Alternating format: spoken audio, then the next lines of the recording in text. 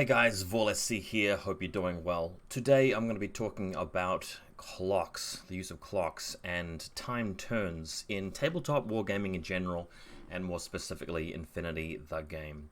This can be a bit of a controversial topic in the Infinity world, but what I'm going to be doing is really just laying out what the issues are. I don't think this is the kind of thing where I can just get people to flip from one side to another based on a YouTube video. I don't think any YouTube video could really do that, but I think there's probably quite a lot of people out there who don't really know what the issues are, what is really going on here, and this video might actually explain it well enough for you guys to really get up to speed and find out where your own position is, on the spectrum of this particular topic. Yeah, chess clocks, time turns, infinity. Here we go. We'll go through the whole thing. Before we break it down in an analytical way, I just want to start by quite openly just sitting here on the webcam and telling you guys some stories about my life. This is to show you where my perspective has come from after I go through the sort of psychological narrative, so to speak. I think you guys will much better understand and appreciate why I have the view that I do on this kind of thing. So let me just tell you a few things about me. When I was around about 7 or 8 years old, my father was teaching me how to play chess, and of course reading books with me like Lord of the Rings and the Chronicles of Narnia, and that was the kinds of things in my childhood that turned me into the super nerd that I am now. I mean, he wasn't intending to shape me in that particular way. He was just passing on things that he liked as well, so that was a very influential thing. But with chess, as I was learning chess and trying to understand it better and trying to win, I noticed a couple of things, and one thing was that when it comes to moving a piece that's really important to you, it's a very important move. Maybe you're picking up your queen and you're moving it to the other side of the board into enemy territory. You have to think for a little bit. If you just do that move quickly and carelessly, you might not have noticed that actually one of his knights could have taken that queen and then it's all over. You're just so far down on material. So I quickly learned that for some moves, you really do have to think for a bit longer than others. The other thing I kind of noticed as well is if you're playing against a particular opponent who really is just thinking for a really long time, like an unreasonably long amount of time, about every move, not just the difficult moves, but the easy moves as well, that really slows the game down and detracts from the fun and the enjoyment of the game too. But there's very little you can do about it because it's their turn. There's nothing in the chess rules that say that they've got to make their particular move within a certain amount of time. At least not the basic, primitive chess rules. Obviously in competitions it's a bit different. Later on, when I got to about 12 years old, I basically went and became part of a chess club. I didn't really have any other hobbies at the time, so that was it. And one thing I noticed about the people at the chess club is that a lot of them had gone through more training, more formal kinds of coaching than I had, and read books, and really I was just playing the game in a very intuitive way, so I was not one of the better players at that club.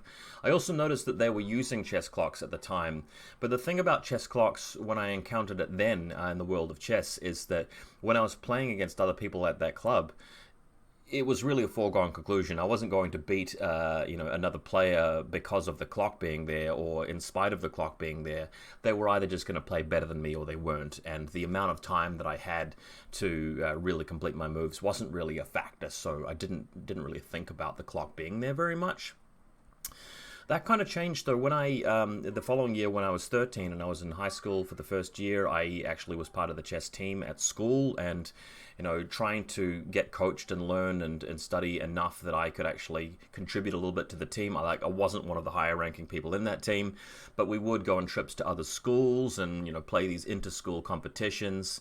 And the teacher that was coaching me started to really refer more to the amount of time that I was taking and say, look, you need to spend more time. You've got the clock there. You're finishing your games too quickly. You need to actually spend more time thinking about what to do. So I took that on board.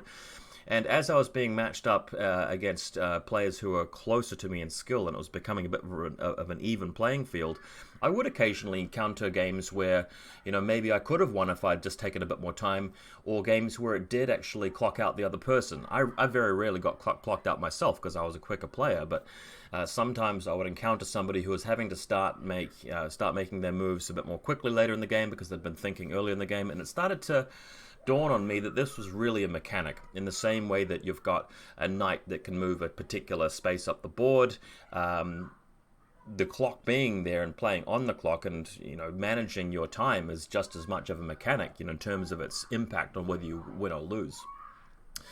So that was a thing, and that really stuck with me in the whole world of chess. But I was also in high school, and one other thing that happened to me at the time is that I started to feel the pressure of other kids, being in a school, and chess wasn't regarded as a particularly cool thing to do. So based on the way that made me feel, I actually quit the chess club and just gave up chess completely, which might sound a pretty weak thing to do, and it was, but when you're a teenager, sometimes you're not particularly a strong-willed, strongly emotional person. I certainly wasn't at that age. I ended up playing tennis instead for a year, and then I gave that up as well because I was really obsessed with learning how to play guitar really good. I started a band, and finally, that was something which gained me some recognition and admiration from other children, which was really important to me. And if you've ever been a teenager, maybe you've had a similar experience, but that was something that happened to me. But the other thing that happened to me sort of middle of high school is that my dad had a friend of his who was really into geeky kind of games, and my dad's friend invited me to go around to his house and play some board games with him and his wife and another kid, and it turned out to be Space Crusade, the board game that Games Workshop did in the 90s, which was the predecessor to stuff like Space Hulk now. So you basically have these little factions. It was Ultramarines, Blood Angels, Imperial Fists, and you board this spaceship, which actually has an assortment of, Gretchen and Orcs and androids and dreadnoughts and stuff like that. And that experience was it just blew me away. I was totally in love with that kind of thing. And once I found out that he was also into Games Workshop games, and I started to, discover Warhammer and 40,000, that was a lot of my teenage years as well, leading me to then play the tabletop wargame. But the tabletop wargame never was timed in the way that chess was, because there weren't any formal competitions. It wasn't a game where I could go and participate in tournaments at the time. Certainly not in my country. I'm not too sure when Games Workshop started officially doing full-on tournaments. It must have been in the 90s or early 2000s, or even way earlier than that. I'm not sure. But for me, in my country, I just didn't encounter that because I was a kid. I just was too cut off from the community at that time. The internet was still relatively new, so you had that. But I would see that sometimes people would take a lot longer with their turns than I would. That didn't really come up very much. Until, of course, I hit the young adult years, early 20s, where I, had taken a break from tabletop wargaming. I was into other things, and I came back to it and started picking up Warhammer 40,000 again, and started picking up Warhammer Fantasy again. And at that point, I was going to tournaments, and I was playing games that I wanted to win, and there was only a certain amount of time to play your game, but we still didn't need clocks. Most people were able to just get through their games, and if you went over time, the tournament organizer would just wait for you to finish. And so that was that. And I did that for many years, and that was generally okay, but eventually once you became more competitive and more familiar with the game, and you really start to understand what's going on, and winning really matters to you, you really start to notice when time was an issue for other people. When I was playing Warhammer Fantasy, and that was my main game back in the 2000s, I remember seeing this one guy who wasn't very good at the game. He wasn't going to win either way, but he would just take such a long time with his turns that sometimes the game did have to be stopped before the allocated number of turns happened. And much like Infinity, the game, Warhammer Fantasy back then had a turn limit. So with Infinity, each player has 3 turns. With Warhammer Fantasy, it was 6 turns. And in the same way that some Infinity missions give you an advantage if you have, your stuff together by the end of the game to put that last turn in to score the points, Warhammer Fantasy was quite similar as well, because some of the missions were determined by having models in certain parts of the table or killing a certain thing. And with Warhammer, it wasn't like spinning your orders and you can move your model around the table a few times if you have enough orders for it. It's only 1 move per turn, and if you take the physical amount that a unit can move, 6 turns really just gets you from one table edge to the other in the entire game. And if your other players doing things to slow you down, you may never end up getting there. The other thing is, with Warhammer, if you're the one charging in and making the attack and initiating the combat, that's a massive advantage because you're getting to strike first. You roll your dice before the other guy does. Any casualties they take, that reduces the capacity they have to attack you back. And then when the combat's decided, basically there's a point system to work out who came out on top. You'll inevitably come out on top if you charged in. They run away, you mow them down, they lose all their units. But the thing is, very smart KG players can set up a trap where they give you a bait unit and you charge in thinking to get some free stuff, and then they counterattack and there's a bit of back and forth. Not really the case, though, is it, in the final turn of the game, though, because you charge in, kill something, and they can't retaliate. And that's very much the kind of experience we still have today with Infinity, where you move with your last turn around to their side of the board, you shoot a few things, your model's out of position, but it doesn't matter because they can't punish it. And that's reason why missions like Firefight and Annihilation, sometimes you're actually better off going second in some limited scenarios, purely for the fact that you're holding back for the whole game and keeping your points alive and things intact, and then your last turn you can make that run that goes unpunished. But I was starting to see already that in Warhammer Fantasy, people that slowed the game down and brought it to a tournament organizer's decision as to whether to stop the whole thing or not could really punish people who, were waiting for the opportunity to get the kills. And if you're playing in such a way that you're running away from them, playing KG and avoiding things, you're basically saved by the bell if the timer goes off and the game ends. And it's pretty heartbreaking, and it was heartbreaking to see sometimes a really good player who had been practicing, wrote their lists, knew what they're doing, wanted to do well at the tournament, coming up against one of these people who just had no respect for time, no respect for the competition, and just took forever with their turn, and the game ends. And with Warhammer, there was a point system where you basically wanted to get like a 10-0 sweep of your opponent, because all of those, the points mattered. Like if you only got like a 4-3 victory, that may mean missing out on the top spot. You must get like a big margin every game, in the same way that in Infinity tournaments you need that as well. If you're going to an event that has 40, 50, 60, 100 people with only 5 rounds. So that really, that was really like a detriment, like something that's detracted from that tabletop war game. And in, 2010, I think it was, when I left that sort of scene and went to play War Machine Hordes, one of the things that really stuck out to me and felt really liberating was the fact that they were using chess clocks at their tournaments, just in the same way that I was back as a child, a teenager, playing chess. And I could see, why they had transitioned to that, because most of the people who would come from that background, like I had, like all of the War Machine players had come from a 40k or Games Workshop game in the past and had that kind of experience. So the community generally was accepting this idea that, look, if you're gonna just sit there thinking about what to do and really just stalling for a long time, then there's going to be some sort of consequence, negative on you, a punishment for that. And for me, that was hugely liberating, just being able to play through the game. And look, if I acted too quickly and made a bit of a mistake because of it, that would punish me, but at least I had tons of time left on the clock and my opponent might be under pressure later. So that was really, really cool. The other thing that I started to notice over that 5-year period of me just playing War Machine Hordes non-stop is that nobody in the community really had a problem with it. I was surprised by that. I thought that there might be 1 or 2 people who were like, oh man, this game would be so much better if we didn't use a clock. I'm sick of having timed turns. This is not cool. But nobody was really like that. There was one exception, just one exception, and this was a guy who actually played chess with me as a kid, who was a really good War Machine Hordes player, and primarily played before they started using clocks.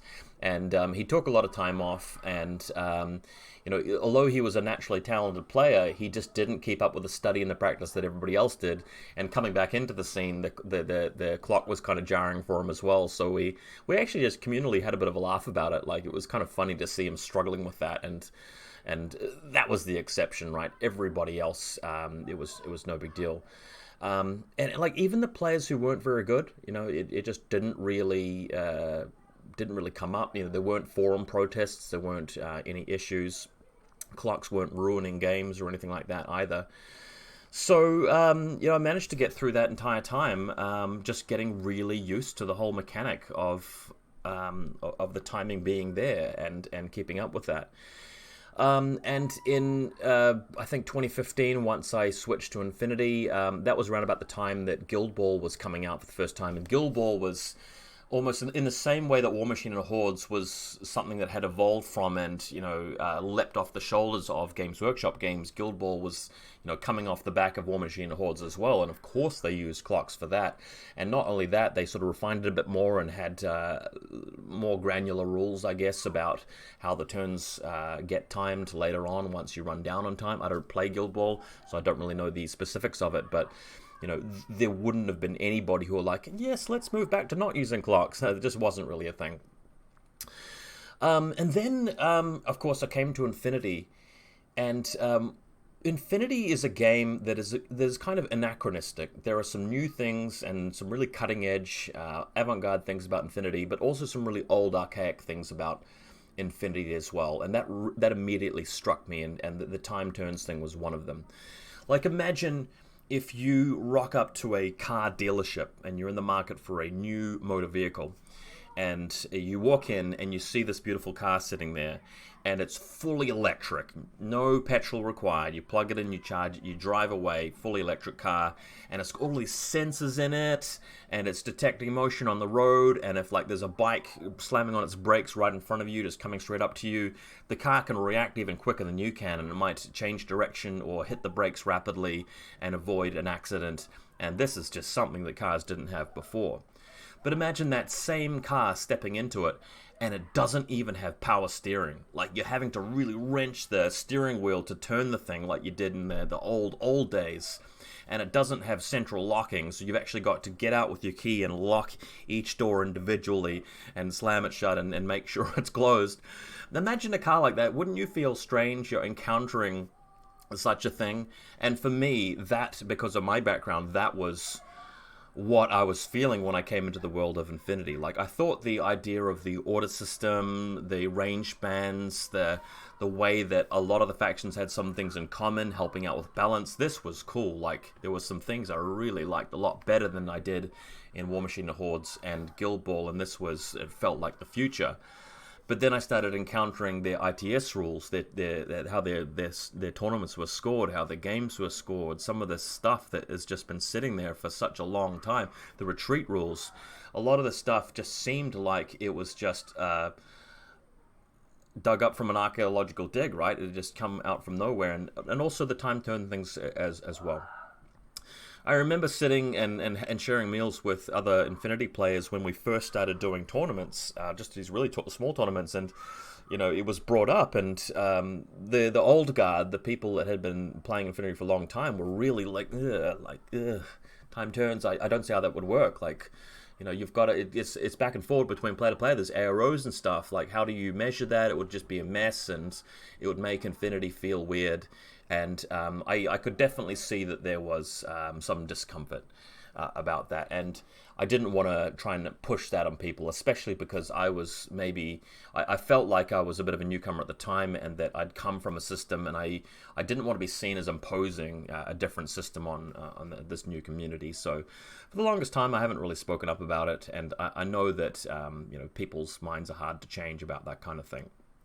But we're sort of getting to the point in the story where we can sort of see where we're at now. And obviously my view is that the game would be better with a time turn system. But I'm not yet ready to sort of cry out and make the call that we should just impose it on anybody. Let's just have a talk about it. Let's just have a discussion. Me and you guys. Let's just see what everybody thinks about it.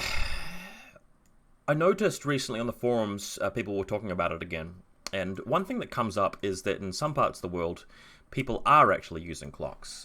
This was a PDF we got from the Germany Infinity Championship from last year, and it says it in their rules. For the Germany Infinity Championship 2019, chess clocks or similar apps are obligatory. So if you want to play competitive Infinity in this country, you actually have to use a clock. They've actually already made that move.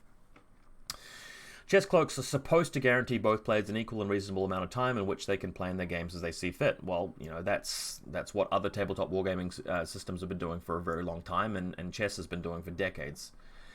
The given time limit is not to be seen as a gaming element, therefore we expect each player to respect his opponent's time limit.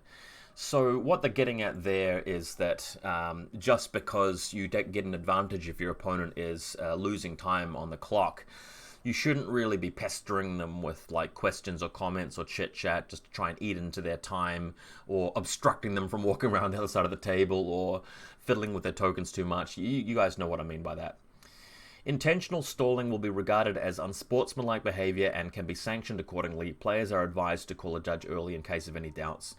Luckily, and I do say luckily, we are in a game and a kind of community where people usually come for fun. They aren't coming to be malicious or to get some sort of monetary reward out of it, or to be griefers. They're not there to vandalize the community. Most people are there wanting to be liked by their opponents and have a good time and make friends, which is why in my time in War Machine and Hordes, we never saw anything like that, almost never. And then they go into some more specific, rules about how to actually do that. And you can sort of see how that actually works. I remember in playing War Machine and Hordes, we would actually allow players to pause the clock if you had a rules question. In War Machine and Hordes was also a game where even though you had your turn for a while, there would sometimes be some things that came up unexpectedly in your turn. For example, if I move one of my units, there's a rule called countercharge or counterattack, of what it was called, where if I moved too close to my opponent's unit, they could, in my turn, move their model and roll the dice and attack me. And if that happened, I would quickly just hit the clock and it would flip back to them. Physically, when it comes to pressing the button, it is just as straightforward as chess. We actually did use chess clocks. You pick up your hand and you reach over and you press the button down and you bring your hand back, and that's it. The time is now ticking down on them and it's stopped on your side. It's just literally that. If you don't believe me, just watch any video of people playing chess. It's just that straightforward. So one of the arguments that sometimes comes up with this is that, what about arrows? Like, how do you manage that? Well, I actually have Tabletop Simulator running over here just for this kind of thing. If I'm playing, right, and it's my turn, I've got some clocks to sort of demonstrate this as well, but if I pick up my Father Knight and I decide to do a short skill move and move him to here, I'm going to be saying to my opponent, look, have you got any arrows? And my opponent's going to be saying, no, I don't. There's no need to change the clock for something like that. You just keep moving. So another short skill, you pick him up and you do the same sort of thing. If the other guy says, yep, I've got a hidden deployment spectre like there, and they place the model on the table and it's going to shoot, and if they just say that without really any kind of hesitation or pausing, there's no need to flip the clock back on them. But if they say, oh, hang on, you might have come into line of sight of my hidden deployment spectre, I want to try and decide where he's going to go, then you just tap the button on the clock, and it's the clock's running on their time until they've decided how they want to do the arrow, or if they want to do it at all. And then it comes straight back to you. I can't see any issue or problem or difficulty with that. If you can, let me know in the video description as to how that could be a problem. But it's just a binary thing. Either it's going to be on their time or it's not. Either they're holding you up and it needs to be on their time, or they're not holding you up. It's just that straightforward. By the way, while we're in Tabletop Simulator, for those of you who do play in the TTS community, you may want to give this a go. I mean, I'm not saying you would necessarily want to have your games determined by time initially, but for the purposes of data gathering and getting used to it, you could always go up to Objects at the top, go to Components, come down to Tools, click on that, drag and drop a digital clock onto the table. Obviously, you can spin it around, reposition it, and obviously you can right-click it and color tint it to a completely different color. But if you want it to be a stopwatch, you simply right-click it and hit stopwatch, and it will immediately start counting. But if you click on the middle button straight away, it stops it, right? If you hit the middle button again, it continues the time. So what you could do, if you want to practice this and sort of see how you feel about clocks when you're actually using it, You start the clock after determining classified objectives and tableside and that kind of thing. As soon as one person's ready to start deploying, you click their clock and they keep counting. Once they've fully finished their deployment, they hit, well, except for the reserve model, they click their clock, back to you, you do your deployment, they have their clock start again for their reserve trooper, it goes back to you, the player who's going first starts their timer. And you might just like to see over a period of a few games, how much time you actually do spend on deployment, how much time you do spend on your turn 1 compared to your turn 2, whether you are finishing your side of the game within 60 minutes or 70 minutes or whatever it might be. In practice, without even doing it for real, if you're finding that in most of your games you're using up an hour and a half of the time and your opponent's using another 45 minutes of the time, there might be a problem. You might realize from the data that you're one of these people at tournaments that is sometimes causing the round to be stopped early, unfairly as well, given that you're the one taking more time than the other person. So this is a way to use Tabletop Simulator to try it out if you want, but that's not really the subject of the video. We're really just talking about the issue and sort of explaining how this whole thing works, right? Just to make another sort of comparison, I like to think of some issues that come up in society and history where it's a particular change that can't really be reverted and you can't really go back on it because most people agree that it's been a progressive thing, like an improvement. If you think of a country where women aren't allowed to vote in political elections, and then there's a big public uprising and change for that, and women are given the vote, and nobody dies or falls over as a result of that. You just happen to have larger election turnouts, and women are represented a bit more in government. Can you think of any country or time in history where women were given the vote and then everybody decided it was such a terrible idea and took it back off them? You don't really sort of see that in history, and sort of people look at that kind of thing as like a positive shift, right? Or something else like interracial marriage, like we go back to the 1940s or 50s, and I get married to an Asian woman or an African woman or a man. That kind of decision wouldn't have been as socially acceptable back then, if at all, whereas now it's not really a big deal. Most people are fine with that kind of thing. But if we were to try and push that back, it's sort of like trying to get the toothpaste back into the tube, right? That's what it is like. To use another kind of view on it, let's try and think of an example of something where something is being changed and is being imposed on us, and there are enough people that would be willing to put it back the other way and point it out for what it is and say it's a negative change. Well, what would that look like? This may be more controversial, but let me have a crack at it. Something like internet neutrality, where you're taking the idea of the internet being relatively free, relatively a meritocracy, relatively a thing where if something's genuinely interesting to people, generally worthy, generally surprising, exciting, sensational, that tends to get the attention. If we change that a little bit and say to internet service providers that they now have a lot of power over what to show you and what not to show you, and to influence search results or whatever that's going to happen there, and we bring that in and sort of subjugate the internet in a certain way, let's say that was brought on us. Are we going to view that in the same way as women getting the vote, for example, where it's like, oh, it's happened now, we don't want that taken away from us, that's putting the toothpaste back in the tube now that it's happened? I don't think that's quite the same. I think we would view that as something which has been kind of impressive. It's a particular smaller part of society trying to get us to do things their way, and it's a totally different thing, right? I mean, if you want to get even more political, maybe let's look at a country which has made it a lot easier for certain people to spend larger amounts of money on political elections and make advertising and marketing in terms of elections and politics a lot easier for people who have an almost unlimited amount of money. Is that a positive change that we can't just sort of take back and try and revert back the other way?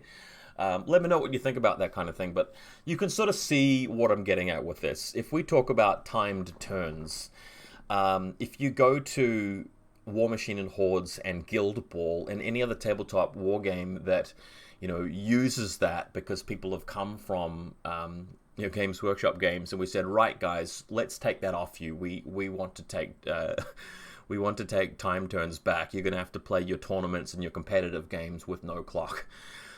I'm pretty sure that those communities would view that as something similar to my examples of taking votes away from females, or saying, oh no, we changed our minds, we don't want you to marry like same sex, or we don't want you to marry somebody of another ethnicity or skin color, right? That's what it would come off as. People would be like, no, this works for us, we're happy with it, there's no reason to take that back off us.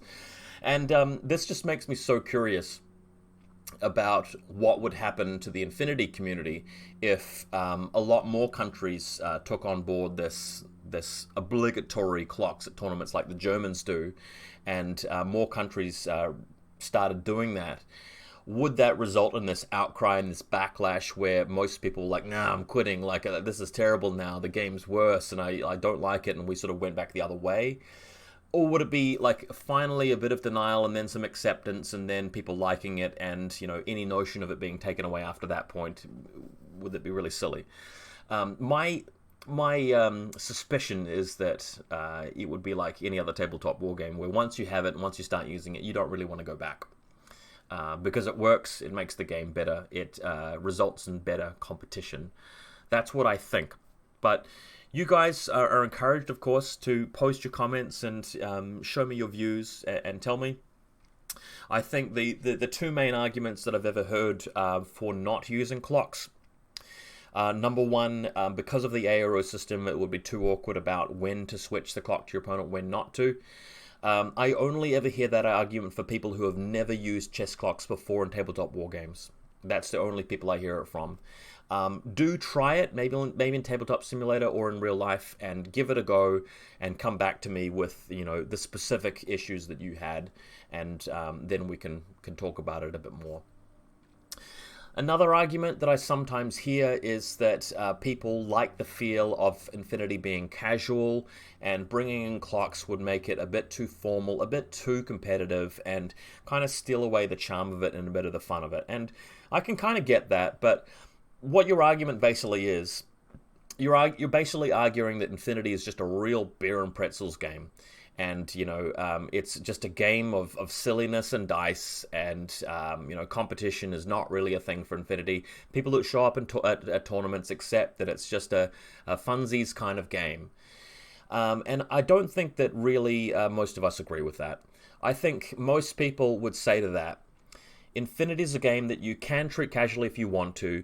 Of course, you don't have to use the clock when you're at home with your friends, but using a clock at events isn't a bad idea, and we're not stealing people's fun or feeling of it being casual if we're only using it for the competitive games, right? The high-level stuff.